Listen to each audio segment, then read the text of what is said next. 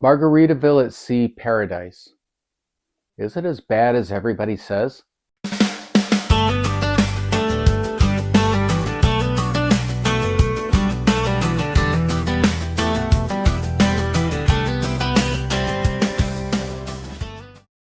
So this is part two of my Butler to Buffett trip that I took a few weeks ago. Margaritaville at Sea Paradise, it's a very small ship. It's a very old ship. I had read the reviews and I had looked at YouTube, and overwhelmingly the opinion was that it's a horrible cruise, horrible service. Very few people had anything good to say about it. But I wanted to go from the best to the worst just to see what the experience was like. So that's what I did. After my cruise on MSC Seaside, I jumped on the Brightline out of Miami, went to Palm Beach, and jumped on Paradise. First impressions was a little bit chaotic. I mean, literally chaotic.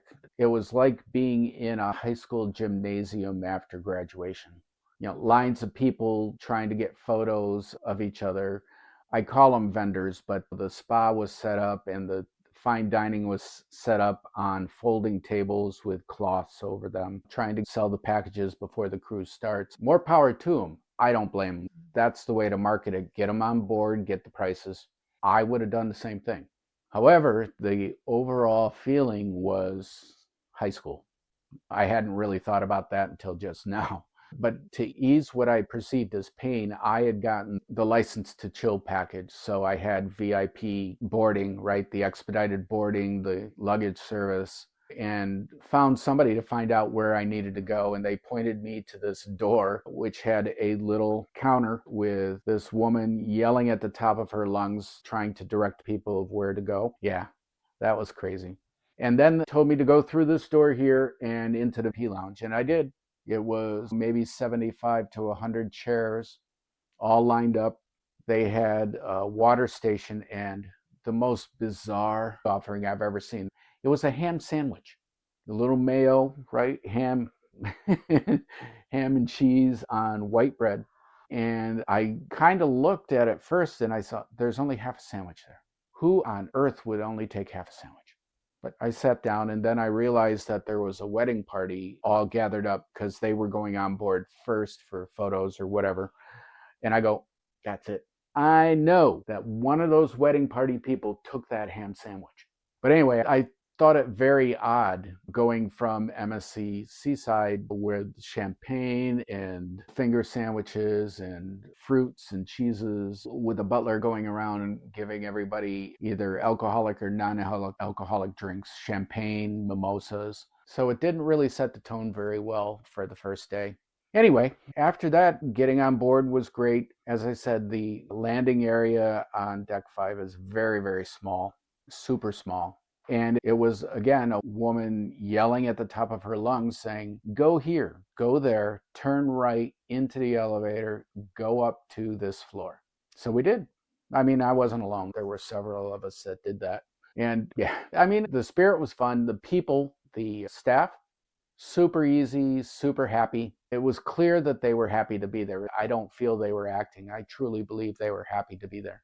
Get on board and kind of roam around. I refused to go to the buffet, and rightfully so. It was not packed, but there weren't a lot of food choices. But I had heard about the cheeseburger in Paradise, and a lot of people raved about it. So I made a beeline to the back of the ship, found cheeseburger in Paradise, and then realized that this is Embarkation Day, and those burgers probably have been sitting out for an hour. And I was right. It was not the best burger I've had on a cruise ship. Now, I'll take that up to Embarkation Day, but I didn't go back. I decided that wasn't for me. And while we're talking on food, I never got into the main dining because the line started at 4. They opened at 5:30. It was either 5 or 5:30. And the line started 30 minutes before that and wound halfway down the ship, I think. And I said, I'm not fighting that. So I went to the buffet, and again, the food was good. There weren't a lot of selections, and it's kind of confusing because part of the buffet is here and then it wraps around and part of it is over here. I found the salad, but I couldn't find salad dressing, so I didn't have any salad. And they had a good selection of fruits. So that's where I spent most of the time. I did try the pizza, which I had also heard was pretty good. And some of you might be old enough to remember the Red Baron frozen pizzas that your mom would put in the oven and pull out, and you could break it in half because the crust was so dry and it just, and that's what this pizza was like. Again, I didn't go back there either. I probably lost weight on this cruise. Everybody says you gain 5 pounds on a cruise, but I'm pretty sure I lost weight on this one. It's not that the food tasted bad. It was just, well, except for the pizza and the burger. But overall, the buffet food was good. I had one pass to go to JWB Steakhouse, and I ordered the prime rib, and I was really looking forward to it. The sides came out, and they were okay. A little bit too much garlic on the asparagus, but that's okay. But the ribeye, which I had ordered mid-rare, I always order mid-rare because to me that's the test of a good line cook, right? Is being able to get the temp on a piece of meat. And the temp was right, but it looked like they had set it under a salamander. It was completely crusted on both sides. I'm of the school where prime rib is cut off the roast and it's juicy and it's pink, and you just look forward to having that. This was not the case. I tried a couple of bites and yeah, no, it wasn't for me. And I felt bad for people that were ordering because I knew what they were getting. And in fact, the couple next to me, they ordered the same thing because we were all excited to get it, and mine came out and I kind of looked, and they're kind of looking over at me, and yeah, no, it really didn't work. They ate theirs. I assume they were hungry enough to do it, but I had a few bites, but no. So, and I didn't go back there. One exceptional place was the sushi. The sushi was awesome. I would have gone back there every night had there not been a $40 cover charge to get the food. So, entertainment was okay. I didn't see the floor show. I only saw the comedian, who was funny. I went to the 9 o'clock show so that there were no kids, and a few people did leave because I think they got offended. But good, if you get offended at a comedian and you know it's an after-hours show, probably not a good idea to go. Find something else. Anyway, so that was good. Overall, the cruise director was kind of okay. He wasn't fabulous. It wasn't exciting. He was hard to understand at some points. But overall, would I go back on Paradise? Yeah, if the price was right. I wouldn't go back at the current prices. So the experience of going from ship within a ship to Margaritaville at Sea Paradise was an experience. I'm glad I did it.